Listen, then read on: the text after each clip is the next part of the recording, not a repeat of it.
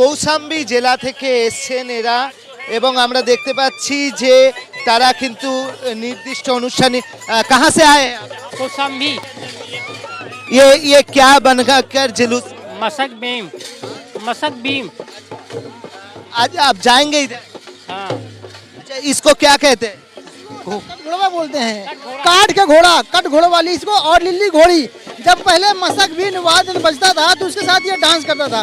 और ये हमारा जो बाजा है बहुत ही पुराना है, अब ये विलुप्त है, खोजने भी ये बचा हुआ है। और हमारे सांस्कृतिक विभाग इसको बचा के रखे हैं। ये क्या विवाह पंचमी उपलक्ष्य हर शुभ कार्य में ये बाजा बहुत शांत प्रिय है और हर शुभ कार्य में ये बजता है। इसका कोई ध्वनि प्रदर्शन नहीं है।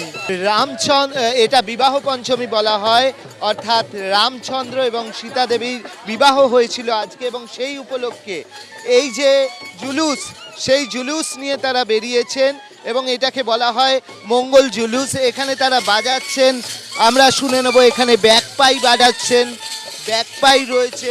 দাদা থোড়া থোড়া একবার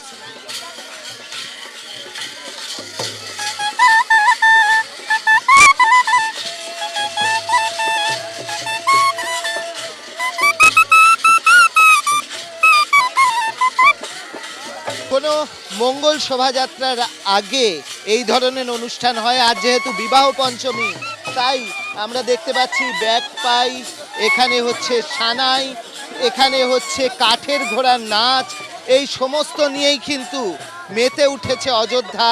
কারণ আজ বিবাহ পঞ্চমী এবং সেই বিবাহ পঞ্চমী উপলক্ষে আমরা দেখতে পাচ্ছি এখানে বিবাহ পঞ্চমী উপলক্ষে ঠিক কীরকম কাঠের ঘোড়ার নাচ হচ্ছে এবং আজকে বিভিন্ন জায়গা থেকে শোভাযাত্রাও বেরোবে।